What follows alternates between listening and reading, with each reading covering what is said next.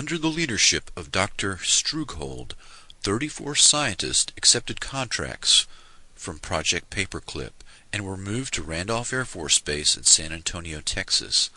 These personalities began to work on human radiation studies, aviation medicine, microwave technology, and MKUltra mind control experiments.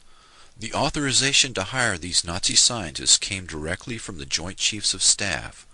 The top military brass stated that they wished to exploit these rare minds.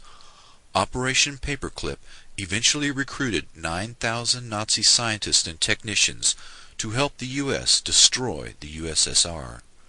Some of these scientists were known as programmers, people skilled in the art of breaking down and controlling the human mind.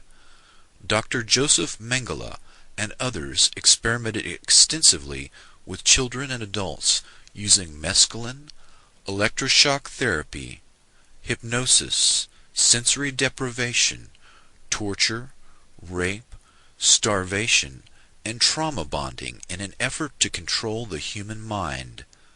Dr. Mengele was so successful using the technique of trauma bonding that survivors today still exhibit a profound affection for their torturer, referring to Mengele as Beautiful Joseph. Dr. L. Wilson Green was a Jewish doctor who the Nazis coerced to participate in their experiments at Auschwitz. This individual, whose code name was Dr. Green, came to the U.S. after World War II and began to experiment on adults and children for the military and CIA.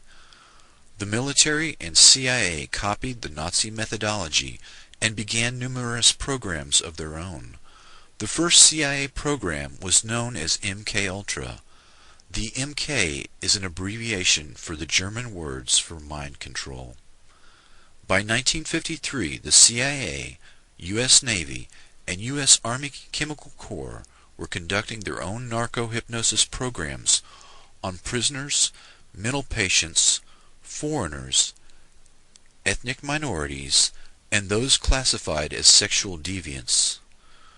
To avoid confusion, the dozens of mind control operations will be referred to generically as MKUltra. According to MKUltra documents and sources, the methodology of mind control works best when severe trauma is administered by the age of 3 years old. Severe trauma, such as rape, applied at the age of 3, will cause the personality to split or dissociate in an attempt to shield the mind from memories of events too painful to endure. The psychiatric terms are multiple personality disorder or dissociative identity disorder, and can be produced accidentally or purposefully. The Three Faces of Eve is the true story of multiple personality disorder created by childhood abuse. Psychic trauma and creation of multiple personalities was eventually codified by programmers into a standard methodology and is typically accomplished by forcing children to observe and participate in the ritual sacrifice of animals and humans, and inducing further psychic trauma by the means of rape and other horrors. The trauma causes the dissociation. This functions much like the partitioning of a hard drive in a computer.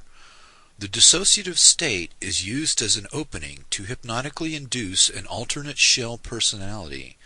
The programmer will use hypnosis and triggers to call forth the created personality, known as an alter personality.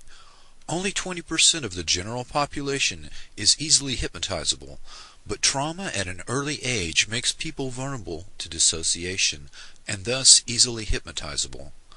Typically, the programmer might wear a costume, such as a rabbit suit, and sacrifice a rabbit in front of the child victims before they are physically traumatized.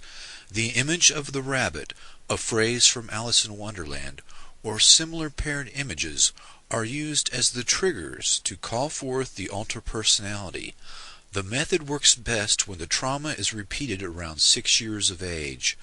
A few years later, the child victim's IQ test and personality test are evaluated to determine whether the child may be trained in assassination, sexual blackmail, drug courier, or other role. The subject can be hypnotized and used for operations, but would only be consciously aware of the sense of lost time. Dr. Sidney Gottlieb employed these early programmers and concentrated on the use of LSD for mind control and exotic poisons and drugs for political assassinations. He personally gave LSD to an unknowing fellow scientist, Dr. Frank Olson, who worked for the Army Chemical Corps Special Operations Division at Fort Detrick. His job was developing biological weapons. Dr. Olson committed suicide by jumping through the window of a 10th floor hotel.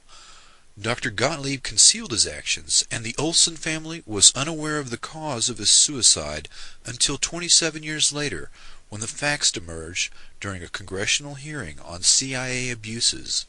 The link between Gottlieb and Olson illustrates how the different elements of biological and chemical weapons, radiation testing, and MKUltra were all intertwined.